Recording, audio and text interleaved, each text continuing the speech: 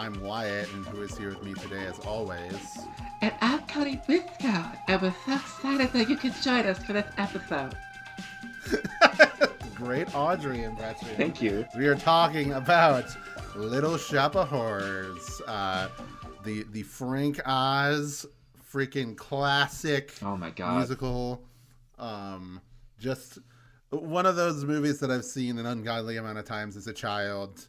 And then rewatching it as an adult, I'm like, why did my parents let me watch this? Did they just think there's a puppet in it? Mm-hmm. So this is like appropriate for kids? Didn't scar me or anything, but there was definitely like a lot of things about it that I was like, wow, holy shit. Mm-hmm. But yeah, Little Shop of Horrors. Does it count as a horror movie? Yeah. Shut up. I think it does. Yeah, it has a lot of horrific things in it. It's very campy. It's very similar to like Rocky Horror Picture Show or something like that, where it's like there is like this huge camp value. If I remember correctly, it was a musical before it got revamped into a different musical in the 80s. Yeah. It was a stage show, and then that became the basis for this. Mm-hmm. So it has like a long history to it. So, Cody, do you have any history with this movie or any version of Little Shop of Horrors? So I watched the black and white Roger Corman one when I was little, and I other than that, I had no memory of it. I knew like the setup of it. I am shocked that I have never seen this movie until watching it last night, because oh my god, it's like, where has this been my whole life? I fucking love it. I'm obsessed with it. Yeah, it is such a good movie. Like I was watching it, and just like the opening number, I was getting emotional just because of how good I was sold immediately. It was. Yeah, just like, oh, it's just such a banger. And then like all the songs are great. We'll talk about them. And again, this is like my one shot on this show to jack off to like Howard Ashman and Alan Menken, because I just think that they're brilliant songwriters. I think Howard Ashman is like just such a fucking talented guy. If you're like me and like obsessively watched all the like behind the scenes features for Little Mermaid and Aladdin and those Renaissance era Disney movies, and saw him, he unfortunately passed away before Aladdin came out because he had HIV and unfortunately at that time things were a lot worse for people who got that disease. So and he was an openly gay man in Hollywood, which so talented. I watched this with the subtitles on because I had my roommate was asleep, so I couldn't have it full blast. But like, even reading the lyrics, I was like, these lyrics are so clever and well written and like funny. I know. I think the reason I want to talk about this is because it's just like Lin-Manuel Miranda is so annoying that I just want to like, I want to like rub his nose in it and be like, you'll never be like them. God.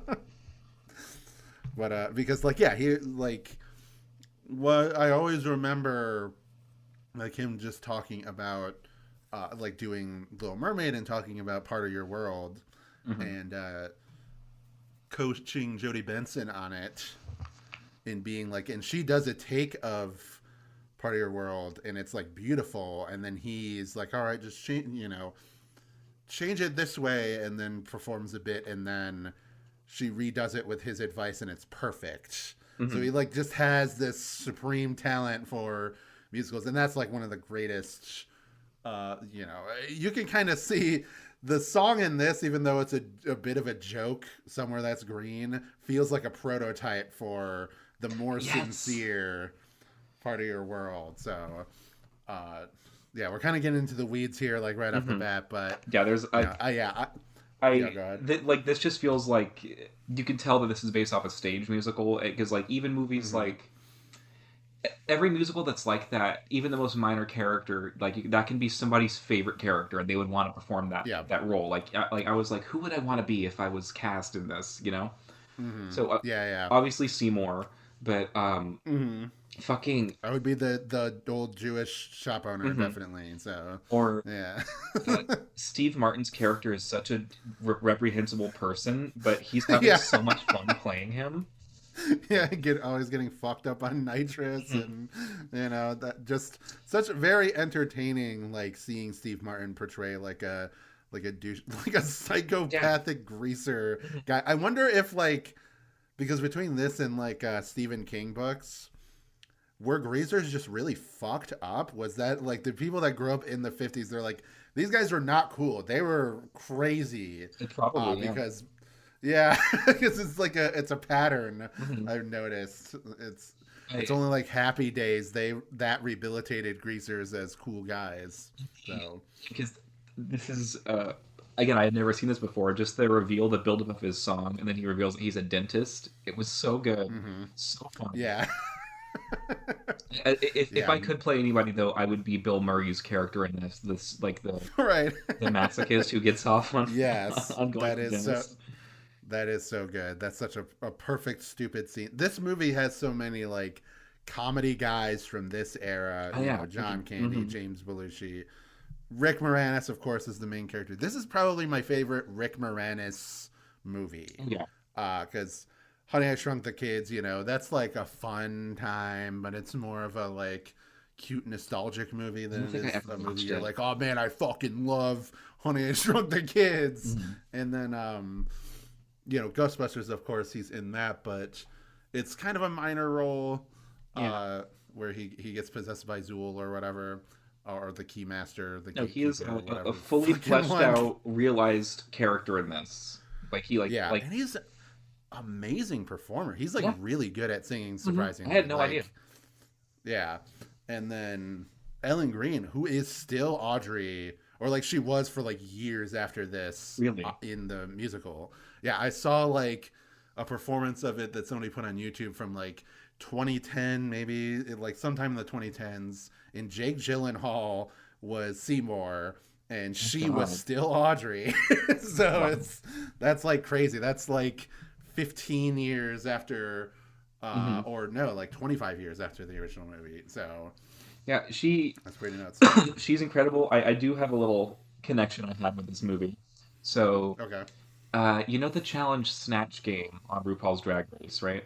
of course. Yeah. So last season, somebody did Ellen Green Mm-hmm. as Audrey in this movie, and Mm-hmm. I had never seen the movie at this point when this aired, and it was not funny. I'll say that. Right. Um, That sucks. yeah. But then back in their workroom, she was like, "Well, no, I was doing a lot of little isms, and if people had seen the movie, they would know that I was actually really funny." And I Mm. gotta say, having now seen the movie, it was a good impression, but it was still not funny. Right. I thought you were going to bring up, because you shared the Family Guy clip that was a parody of, Oh God, not even a parody, it was just a, a re- version of a Somewhere shot That's Green. recreation. Yeah. From the movie. And that's one thing that I find very interesting, uh, is that I think that is kind of like the Rorschach test of the movie for a lot of people, is that song sequence. And again, we're kind of going all over Yeah. whatever, but like, because the ending to the theatrical version is like she lives her fantasy. It's like the Somewhere That's Green. They're together in the freaking Hmm. suburbs. And the actual ending, the original ending, the director's cut is like Okay. they both die, Hmm. and Audrey 2 destroys the world. Yeah, we. So, I guess I'll just get into it right now. mm, That is one of the most incredible endings I've seen to any movie, and yeah. like because there are so many science fiction movies or horror movies that end with like whether or not the main characters survive, but they end on like the stinger note of oh shit, this thing that was once contained is now free or is now has access to planet Earth and is gonna take over, and Mm, then the movie ends. Like I can't even count how yeah. many movies that's the setup. This movie they actually fucking show you what happens, Yeah. and it is like visually it's incredible. It's like on par Hmm. with like the Heisei Godzilla movies. Say Oh yeah, for sure. I mean, of course, it should go without should not go without mentioning that there is a certain Heisei Godzilla Mm-hmm. movie that maybe took some influence from this because it was a year or two later. Absolutely. Yes. And I gotta say, it is scary because just the idea of these enormous fucking plants appearing where he was laughing and not saying anything, that is scary. Yeah. It's like it's like I feel like again, it's a if you felt really empowered and emotional by Audrey's song, then you want to have that happy ending, but if you like I don't know, it is a depressing song. I'm not going to say that it's like her life is miserable. So I do feel really bad for Audrey, Yeah. but it is like a funny, it's like a tongue-in-cheek critique of she wants all this like fake consumerist version of America that doesn't exist. Yeah. She's being fed and that's what she wants.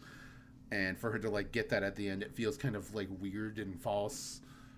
Whereas Yeah. like apparently the state, it's just doing the same ending as what the stage show did. And I would love to see a stage version of that sequence. Yeah, audiences apparently hated it just because both Seymour dies, Audrey dies, and then Audrey 2 wins basically. But yeah, I feel like it's perfect. That's how it should end. That's the ending. Yeah. Well, that's what I was saying the other night, where it's like I feel like there are positives and negatives to each of the ending, but I didn't want to say which one I preferred, which is that I think the director's cut one is way better. Oh, thank God, yeah. The negative to it is that it's like so self-indulgent. It just goes on for like, it's like 6 minutes of Audrey 2 destroying her. I could have taken another 6. Yeah, that's fair. But then the other ending is like so fucking abrupt. I was like, wait, what? That is how the movie ends? Okay. Because immediately after I finished the movie, I looked up the theatrical ending on YouTube, and like, again, maybe I'm biased because of which one version I saw first, but I really didn't like the theatrical. No, yeah, I think everybody was wrong. Like all the focus groups were wrong, and How can you see the most impressive puppetry ever put to screen and be like, yeah, that's the thing. Like Frank Oz, if anybody on Earth doesn't know who Frank Oz is, he's legendary puppeteer, worked with Jim Henson for years. This was like at the height of the Muppet mania. This was mid 80s, right after the Muppet Show, right after the line of movies. Like I think like his first movie that he directed was Muppets Take Manhattan, which is like a pretty good Muppet movie. It's not the best, but it's an underrated one. And it was right during the time of Fraggle Rock and Dark Crystal and Labyrinth were all in this time period, and all of them just amazing puppetry. Like and the puppet in like not just the giant one at the end, but like the stages of it are so impressive. Like it's so cool. Like I think the most impressive shot of puppetry in this movie was actually one of the earlier ones.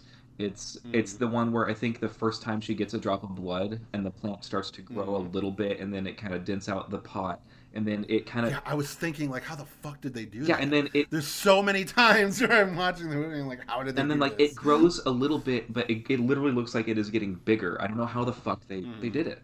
Yeah.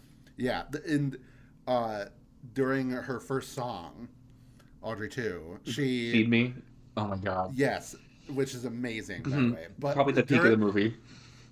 The scenes where Seymour's interacting with Audrey or Audrey 2, because they had to, the way that the puppet worked, it was so slow that they had to speed up the footage. What? So anytime he's interacting with her, he has to slow down his acting to match the speed of the puppet. I didn't notice that. Then when it's sped up, and then it's ADR'd over for like any time that he's like singing. So there's like a scene where he like shuts her mouth, and it's like, that's not a very nice thing to say. And you can kind of hear that it's a song, so of course it has like the ADR energy to it. But I was just like watching it with that knowledge, and I'm like, my God, you can kind of see it if you're really paying attention, but it's so seamless, and it's such a like fuck. Oh my god, it's such an amazing performance. Like this Um, movie is like the definition of like when people talk about movie magic. Like it is this movie. yeah, yeah, that's like I don't know. I talked about it. I jacked off about like Frank Oz and the Muppets and everything enough, but they were just. There's so many things. People just think of it as, oh, of course they do like the funny little puppets and everything, but really, what Henson and his crew were the most proud of and what they always tried to do or strive for was pushing the bounds of special effects. Mm-hmm. So it wasn't necessarily about perfecting the craft of puppets, and that's why Jim Henson was fine, even though the Muppet Show was one of the most popular television shows on Earth. After 5 years, he was like, "I'm done. I'm just moving on. Mm-hmm. I'm no longer doing the Muppet Show. I'm doing something else." And that it's just that weird creative energy there, and it's just transferring into all the people that worked alongside him. Like Frank Oz, I think, was working with him since high school. Mm-hmm. So in like the 50s, Yeah. they were working together and doing like Jimmy Dean commercials on TV. And like, if you've seen the Wilkins coffee commercials and everything. Hmm. Um, so Yeah. it's just like, yeah, such a storied history. And I believe the actual play or the musical was written by Alan Menken and Howard Ashman, Hmm. and then the film version was directed by Frank Oz. So like all three of these people are just geniuses together to Wow. make like an amazing movie. Yeah, it is. It is truly lightning in a bottle. This movie. Mm. And have they ever tried remaking this since? Like, have they done any new Little Shop of Horror things? Not from my knowledge. I mean, maybe they've done like a revival thing, like theatrically or whatever. But Not a dark and gritty A24 6 episode limited no, series adaptation where it's a no, I don't even. psychological horror. Here, let's look at canceled projects on Wiki. By 2020, a remake of the film was planned with Taron Egerton in talks to play Seymour. Scarlett Johansson as Audrey. Oh, for Jesus God's Christ. sake. Billy Porter voicing Audrey too. Um, yeah, I Mm-mm. don't know. The Nope. I hate all of that. Yeah, I'm glad it didn't yeah, happen. yeah. Chris Evans was also in talks to play Doctor Scrivello. All right, okay, yeah. It's all just sounds bad. It sounds like a fake fucking Yeah. movie. And By 2024, the CG Corman, would Brad look like Prevel, shit. mm-hmm. Little Shop of Halloween Horrors. Hmm. What? Joe Dante was set to direct the film. Corman has died in May of that year. Okay. Wait, was it Roger Corman or no? He did the He original. Or not the original, yeah. the first movie. Oh my god! I was like, I swear he died way before last year, but he did just die last year. Hmm. So that's why I was confused. I was like, I know Corman did the original movie. I didn't know he was still fucking alive last year. Yeah. So like him dying, but apparently like Joe Dante, who worked with him, and made a very similar type of film with Gremlins. That is like that has a very similar type of energy to it, Hmm. though. You know. One And yeah, go ahead. one thing I wanted to mention real quick because we talked about the how this movie is kind of like a send up of like the 50s and stuff. Hmm. So, have you heard of a movie called Shock Treatment before? Possibly, it sounds Shock familiar. Treatment is a sequel to Rocky Horror Picture Show. Yes. Okay. Okay, Uh huh. so that movie is, I feel like, I mean, obviously Little Shop of Horrors is a lot better, but that movie Right. tries to do something similar where the setup of it is like, oh God, it's been forever. So like, Brad and Janet Huh. from Rocky Horror are still in it, but it's Hmm. like they're contestants on a bunch of different TV shows or something like that. And there's like Hmm. commercial interlude segments, and the whole thing is like supposed to be a send up of that era of like 50s TV. But Hmm. yeah, uh, it's not a good movie.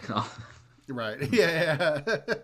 Yeah. I think that the ways that this goes back to this movie doesn't have a ton of rose tinted glasses about the time period of it takes place in No, it like makes it seem you know miserable.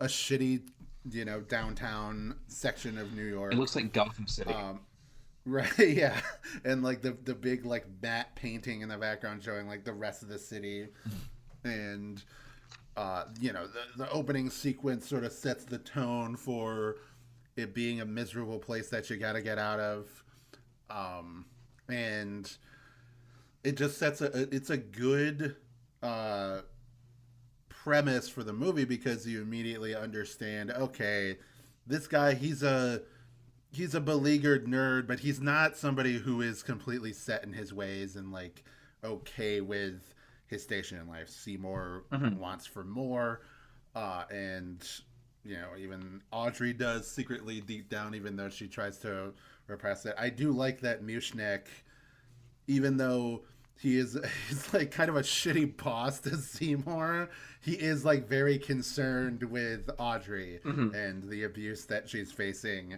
and everything, and it never gets to too dark of a level with her. And like probably the darkest scene of like violence with her and her boyfriend is undercut by the fact that it's during the Feed Me song sequence, and it immediately goes into like Seymour, like, yes, we're gonna fucking kill this guy, murder, awesome. murder this guy, and you just feel like the hype along with it. That's how I know the movie has the sauce, because I don't know, I just like it when horror movies or comedy, whatever, like these kind of black comedy movies get you on board with the murder. Like that's how you know they're really like poking and prodding into the dark reaches of your brain. I mean, hell, even fucking Rocky Horror, they Frank chops up Meatloaf and then feeds him to the cast. Yeah. And it's just like the song is just so good. Like I said, that the effects are so well done and so seamless during that song. Audrey too is such a cute, weirdly cute character. Like with her, when she like, especially during that song sequence when she's at like mid-size and is like putting her leaves on her hip and things like that. And I would own one if they were real. Like I would be one of the suckers. I would. Well, for sure. I would absolutely, and then feed her like the neighborhood dog or whatever. I don't care. It's Jesus. Levi Stubbs voices it. I actually forgot that it wasn't a drag queen. He's just doing like a drag queen voice for Audrey 2. There is a drag queen playing Audrey 2 now. Okay. It's Latrice Royale, also from Drag Race, one of the greats. Yeah, that is perfect. I'll send you a clip afterwards. She's great. But that being said, like he's just such an amazing vocalist, and like he just brings the character to life in such a way that like I cannot imagine this movie working well without something like that. It makes me wonder. I never saw the 50s one, but what even was that? Like, did the plant talk I was so at little, all, or was it I just don't remember. Okay. I do want to go back and watch it now, though. Yeah, actually, I'm kind of interested in checking that out. And, and I've seen some like stage performances where they do have like a pretty elaborate version of her, but it's never to the same degree. Well, yeah, because you can't. Yeah, it's just impossible. Yeah. No budget, like. Even if the budget, I'm sure the budget does exist, but nobody wants to allocate it to practical effects anymore, unfortunately. They want to do something like the Avatar movies. And because it's never, like, the look, you would need so many puppets because she is always changing. Yeah, absolutely. That's why it's like, you need a fucking sick freak. Yeah, like by the end, Frank Oz. Like during Mean Green Mother, when there was all the secondary models going on the fights and shit, and there were just more and more and more. And I was like, they can't possibly have any more. And then a whole shot of them. Her final boss form is just so good. It's just so, like, that's what it felt like, just seeing this creature evolve and get more powerful as it goes on, and just that big. It's weird that is the finale of the theatrical cut. That there isn't like a final, even if they were like, okay, let's give them the happy ending, they should at least do a reprise or something, some kind of final song. It's weird that it's just Mean Green Mother from outer space, and then Seymour like electrocutes her and she dies. And then Yeah. they're like, "All right, I guess we're going, and everything's fine." Again, kind of. So, I think I mentioned this before we recorded. I think it was a couple days ago about how like Rocky Horror itself is also kind of similar to that. How there are two different mm-hmm. endings to that movie. Um, Obviously, the ending that was cut from Rocky Horror is nowhere near as grand scale. It's just a one song, but that song is Yeah, is much more of a downer and makes you mm-hmm. like they leave Brad and Janet's fate more ambiguous by cutting that song out in Mm-hmm. the theatrical cut. Uh, Yeah, Whereas the song "Superheroes" that they cut is much more like them saying, "Oh, this was a miserable experience. My life is fucked now." mm-hmm. Yeah. But yeah, I don't know. I guess we can talk about just some moments throughout the movie because we've been kind of jumping around here and there. I kind of I thought think I figured maybe just we could just talk about it because like different the movie is split up into songs, so it's different songs. right. Yeah, different song. Yeah, so we talked about the intro song, like how good that was, Oh, like or the opening. we got to shout out the trio that's in every song throughout the whole Yes, movie. the like they're like a Greek chorus, like Hmm. the muses, Yeah. which like Hercules would do literally the same thing of having like three gospel singers be the muses for that movie, and that makes sense. Alan Menken also did the music Oh, that really? movie. Oh. Unfortunately, it was after Howard Ashman passed away, Mhm. but it's a nice little connecting tissue, that movie, and that is one of my favorite like Renaissance era Disney movies for sure, I don't especially because of that music. I don't think I Yeah, ever what watched it. it is really good. I mean, I recommend it. Hmm. It is a really fun. It's people say, oh, it's not like accurate to the actual Greek myth Guess of a fuck. Hercules. Yeah, exactly. It's just about if it's an entertaining Fucking movie, Hunchback of and Notre it is. Dame is not accurate to that source material. Yeah, to the fucking the Victor Hugo novel. Who cares? It's still an entertaining movie in its own right. I mean, it has flaws, but it's still like it still has a lot of grip on the zeitgeist. Like people still enjoy it and talk about it to this day, uh, despite it being so radically different. But Yes, there's Downtown or Skid Row. That's a really good one. mm, Uh, yep, every musical has a good like song just setting up what the characters want. Every single one. yes, yeah, yeah. Uh, That's the my favorite shot from that is Seymour walking down the alley. As the song just keeps building up and up, and then he gets to the chain link fence, puts his hands on it, and then all of the people from Skid Row on the other side of the fence start putting their hands on. They're like climbing onto the fence like zombies, mhm.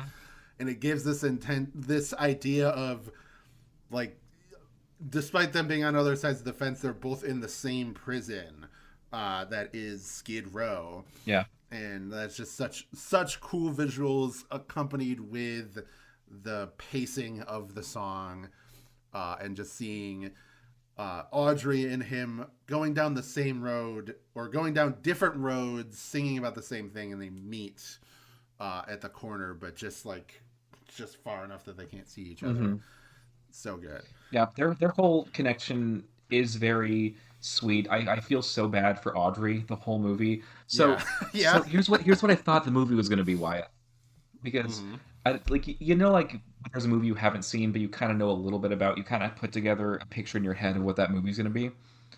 Yeah. So what I thought this was going to I thought Audrey was going to die very early on into the movie, Hmm. and then Seymour was going to do like mad scientist shit and turn her into a plant.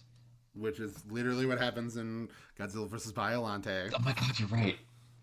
The soul of the doctor who created her daughter is inside of Maybe that's where I got that Biollante. from. Yeah.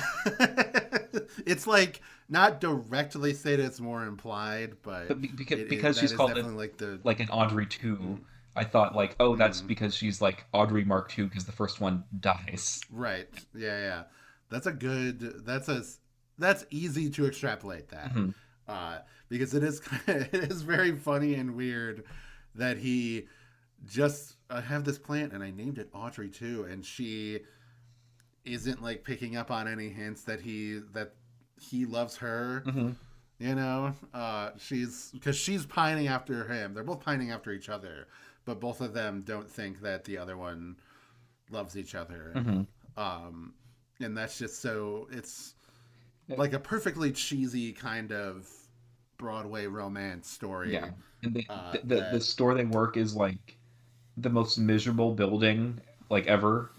yeah, It's like fucking Mrs. Lovett's restaurant in Sweeney Todd. yeah, yeah. I mean that I've been in many thrift stores and whatever that have looked. I know the smell of that place. You know, I know the like cheap cigar and cat piss smell and Mm-hmm. like beer and everything. There's a place that I go to that is both it's like a thrift store that's in a factory, like an abandoned factory, like and not even like a nice recent steel factory or whatever. It's like a fucking brick factory from the 1800s. Yeah. And and it has like an upstairs and a downstairs, and in the middle floor is a can return. So while I'm going through and looking at like VHS tapes of Cats Don't Dance and Secret of Nim or whatever the hell, Mm-hmm.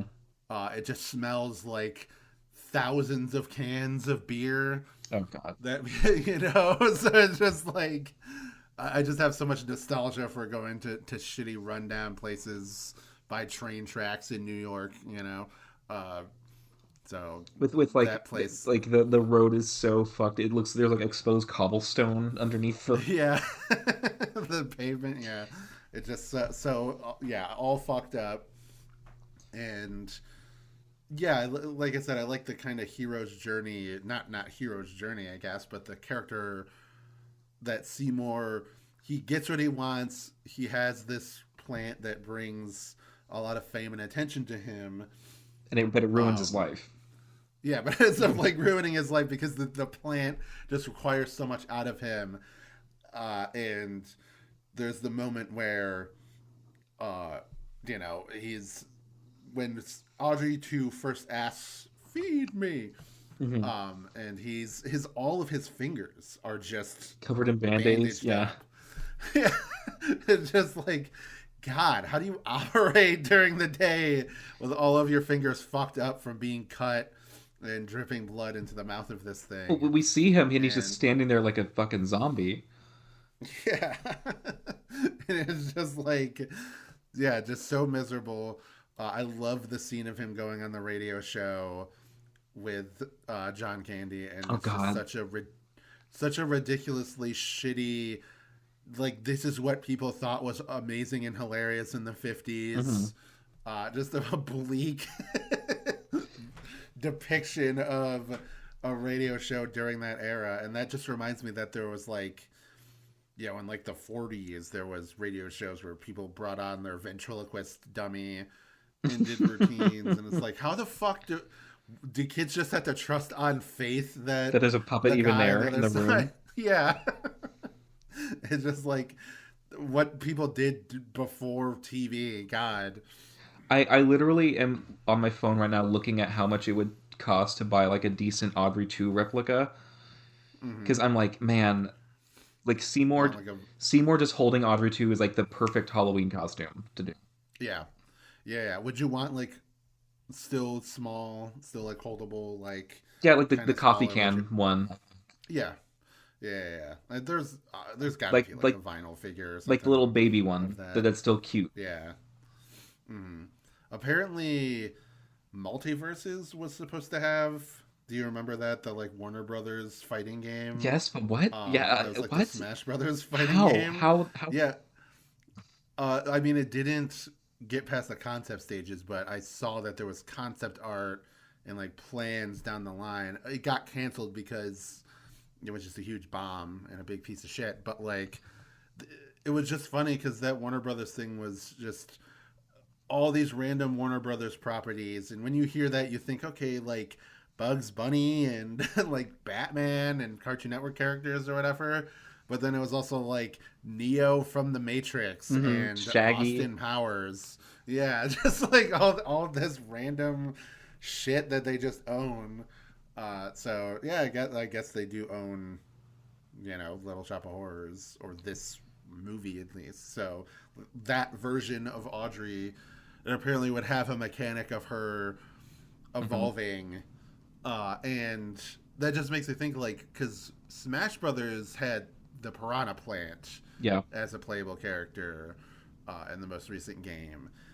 And I mentioned the other night when we were talking that it's weird that the Piranha Plant was, because Super Mario Brothers, the first one, came out in 1985. It's possible they were inspired by the musical, because that was 82.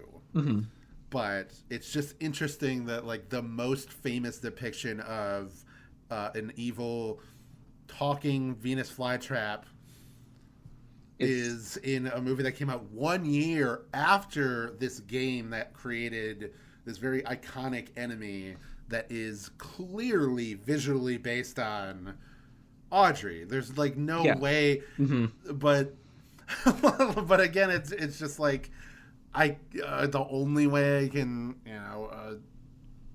I guess cross that T is that Shigeru Miyamoto must have seen the Broadway musical in like 1982. Oh my gosh, I'm looking at it at what Audrey looked like in the '60s, and yeah, it's pretty much the same. Okay, so maybe the original movie inspired that. So yeah, it totally did. Okay, well, but yeah, that's I don't know how much else we have to say. Is there any other songs or anything that you want to throw out there? We talked about "Don't Trust the Plants," "Mean Green Mother." I mean, like the only one we really kind of skipped over is "Suddenly Seymour," which I mean, it's none of the songs in this are bad, but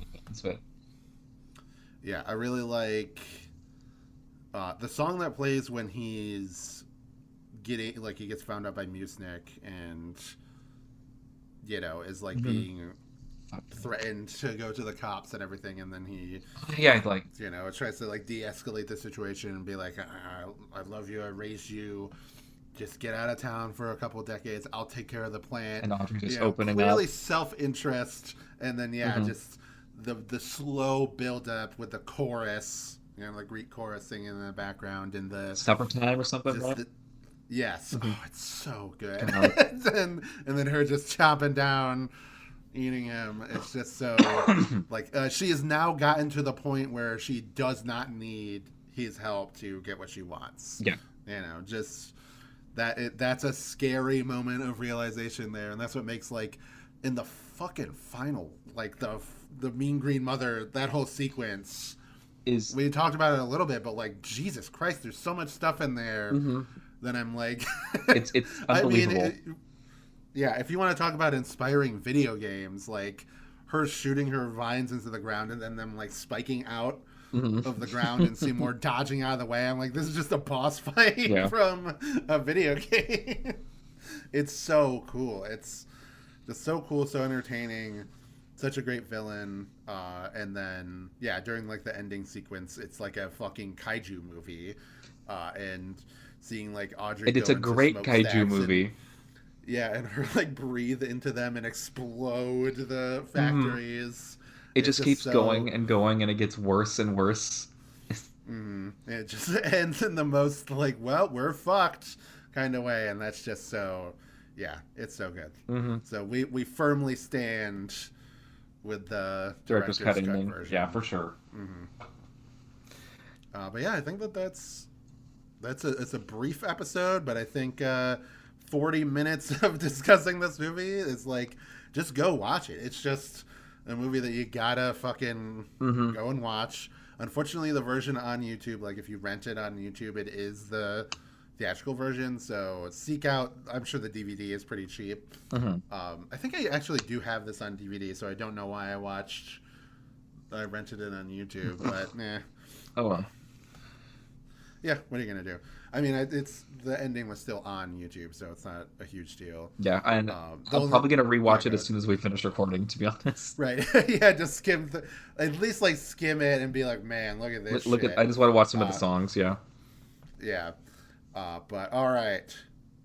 What is our next movie that we're going to be talking about? All right. Well, I feel like I've kind of been putting it off, but it's time to do it. We are going to be talking about weapons. Nice. Awesome. Mm-hmm. Kind of a throwback to our very first episode. Yeah, and So I have a lot to say about this fucking movie. nice. Mm. I'm excited to finally watch it because I want to get into the Zach Kreger verse, especially with the Resident Evil movie. Have you had anything about this movie spoiled for you? No, I think I've seen like kids running, and that's it. Perfect. That's the only Perfect. thing about Don't look the movie don't I look know. anything up. Right. Yeah. Oh I my really God. do not know anything about the movie. Even if I can't. No, I can't even like say. Maybe I was indirectly spoiled because I couldn't remember a single thing from around when the movie came out. I just have wanted to watch it this whole time because I really like Barbarian. Mm-hmm. But cool. All right, plug your stuff. All right. You can find me here on this YouTube channel. It's just my name, Cody J. Briscoe. You can find me on Twitter. My name there is Gay Boomhauer. Same name also on Blue Sky, which I'm using that now. And if you look up my name on IMDb, you can also see all the film projects I've acted in. Mm-hmm. Cool. And where can we find you? Go on over to Twitter and Blue Sky, Wazbranger, WAZP Ranger. It is mostly stream of consciousness stuff, but I do post about videos I'm making and podcasts I'm doing. Videos planned for 2026. I don't have any like hard plans, but I do have a couple scripts that I've been kicking around for a while that I want to get around to finishing. One of them is on Transformers Earthspark. Mm-hmm. Just the first season because I want to talk about how the show started really good and then became a huge dumpster fire after the first season because I'm sure you don't know. I'm sure many of the people listening to this don't know or care. But for some reason, the whole staff of the show was laid off after season 1 and replaced by a completely different crew of people. They just had the same like characters and voice actors and whatever, but it was essentially a different show, even down to the animation studio. They outsourced it to a different overseas studio. Mm-hmm. And it just looks way worse. The writing and characters are completely different, and it just morphs from one type of show, which is like a pretty good show, nothing amazing, but like a pretty good Transformers show, into just the most generic fucking kids action cartoon slop that I've ever seen in my entire life. So mm-hmm. It basically, the way that I can explain it to you that you might understand, it's like if it went from like Troll Hunters to Paw Patrol. So that's like the quality differential. And not talking shit about Paw Patrol. I don't know anything about that show. It's just it became this episode of the week, very like sanitized, toothless kind of thing. So, quick stupid aside, because you mentioned Paw Patrol. Right. Have you ever heard of Mini Force before? Yeah. Oh, is that the thing where it's like hamsters transform into Sentai heroes? Yes. Okay, I watched a video about that last night, and it was actually really interesting learning about it. Right. Yeah, because I remember seeing some of that on like, maybe it was Netflix, maybe it was like Kiss Cartoon or something like that. It was on Netflix for like one season. So, and if you go to that channel, it's like videos with like 63 million views and shit. Oh my god. Because it's episodes of the show and also like iPad baby content where the 4 hamsters are like, I don't know, playing with kinetic sand or whatever the fuck they do. Right. That's so awesome. Mm-hmm. That's just what children watch all day, I mean, hey, at least the actual episodes are like a show. Like I can give it that. Right. Yeah, I can give credit to that for sure.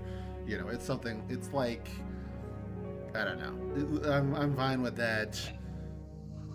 It's better than watching like Cocomelon or something like that, where it's just complete garbage the whole way through. But anyway.